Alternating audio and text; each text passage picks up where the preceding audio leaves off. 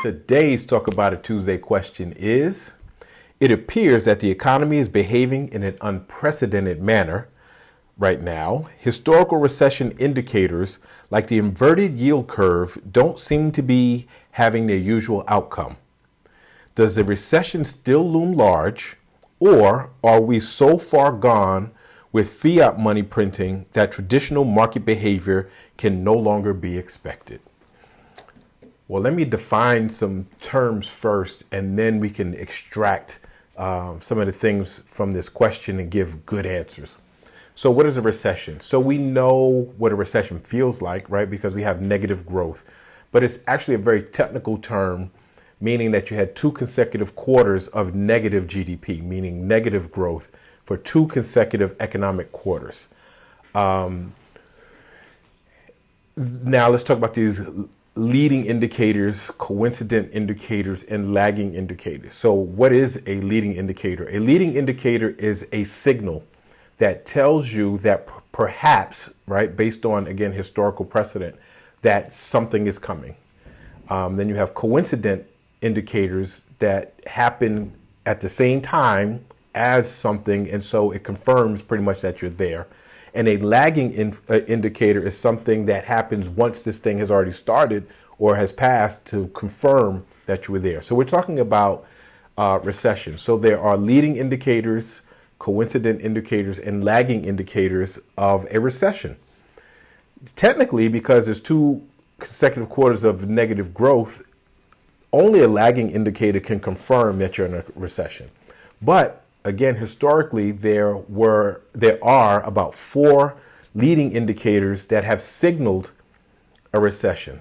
Are they 100% accurate? No, because they're not causal, and that's important to understand. They don't trigger a recession, but they usually occur first, and then a recession happens also, but not as a result of these things. So that's important. So these 4 things are: 1, the stock market begins to decline. We see a decline in the stock market. We see a decline in what you call housing starts and permits. So new building, we see new construction stopping and applying for new permits for new construction stopping or slowing down, I should say. We see the inverted yield curve, and I'll talk about that a little more in a second. And we see, durable goods decline. So what are durable goods? Durable goods are big ticket items. So you'll see people not buying furniture or big appliances or cars, or you'll see corporations not buying, large equipment and things like that. So those are durable goods. So you'll see that slow down as well. So we did see some of those things, right? So we saw a slowdown in recent times of big ticket items. We saw housing starts or new construction slow down, and we saw a stock market decline. And then we're going to deal with the yield curve in a second. But let's talk about those things and what caused them, and so what's actually happening different, because we've been on a fiat money system for a very long time. So that has nothing to do with any of this. It has nothing, absolutely zero. The whole world uses a fiat system. It has nothing to do with that. So if you recall, we went into, when we had COVID, the COVID crisis, manufacturing stopped. We also saw a break in the supply chain. We also saw major flaws in the system in terms of new technology, where everything runs off these microchips, and there weren't enough microchips to meet the demand once we started coming out of COVID. So big ticket items, the cost of them went sky high, and on top of that, a lot of people were coming out of COVID, hadn't been working, but you didn't have the means of production, you didn't have the supply chain. So when we saw durable goods stop, a lot of that can be attributed to the COVID crisis. So there wasn't a good leading indicator that we were going into a recession. The same thing with new construction, the materials, again, because of the supply chain issues, the cost of new materials skyrocketed. And then on top of that, because there was a fear of a recession, we saw the rise in interest rates. Anytime you raise interest rates, then the cost of borrowing for a mortgage goes up, which means it intentionally, right? The Feds intentionally slowed down buying in the housing market. And so, yes, we saw a reduction in new starts or new building and new permits. Those were not necessarily, again, leading indicators of a recession, but the result of something else. The stock market is an emotional space, and big companies, especially the tech companies, started laying off people in droves. And so you did see a decline in the stock market, very short, not even a whole year, for several months. And then you saw a rebound at the end of last year. So the stock market wasn't a good indicator, a leading indicator that we were going in. So let's talk about the inverted yield curve. So what is the yield curve? It's about U.S. Treasury notes, right? So normally you have short term and you have long term, and the yield or return on long term bonds is usually higher. So the curve goes like this, right? So it goes this way. So it's not inverted. When you have a situation where the yield on short term notes exceeds that or is higher than on long term notes, then you have an inverted yield curve, right? Because it's going the opposite way. So I know that sounds like mumbo jumbo, but you want the yield curve to be this way. You want the return on long-term notes to be greater to encourage investors to invest money for the long term and not for the short term.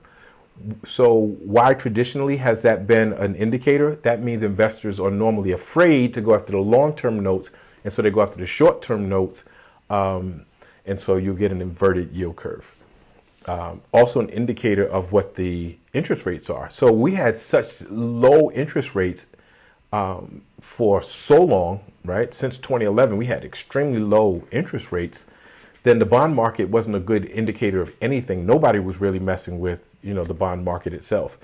But why do people still look at the inverted yield curve?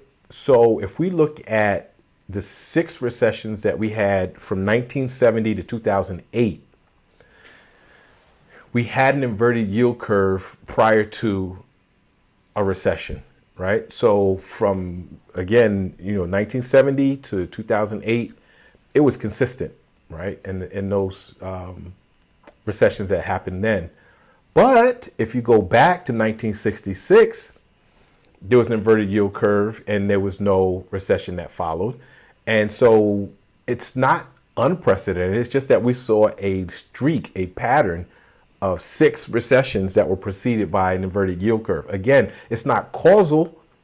And if we look at the situation that we were in now, because interest rates were so low, that could be the reason why we had the inverted yield curve.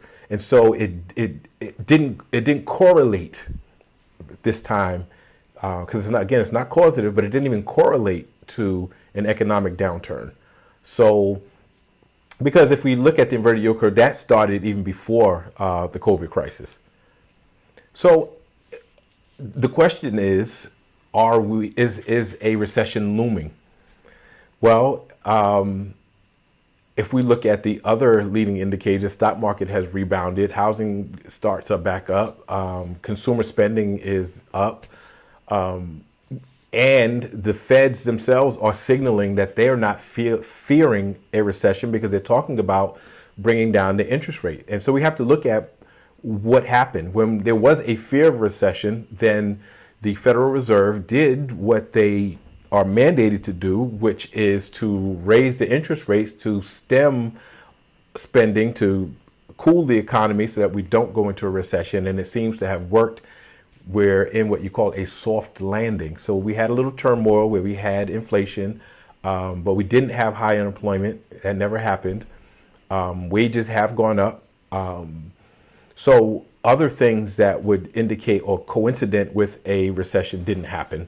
And now we have what we call a soft landing. It seems like the danger is over. Again, they're going to at least 3-4 times in 2024 this year lower the interest rates back down, which will spark spending and buying and new, building and all this other stuff. So to answer the question, no, it does not look like right now that we're heading for a recession. And no, it has nothing to do with fiat money, because we've been using fiat money probably for most of the people on here for your entire life, and most of the older people my age for your entire adult life. We've been in a fiat system. So it has nothing to do with that. Every country in the world is on a fiat money system, and that's not what triggers a recession. So I love the question. I'd love to hear your thoughts about it, your ideas. Please like, share, subscribe. Keep the questions coming, and I'll see you next Tuesday.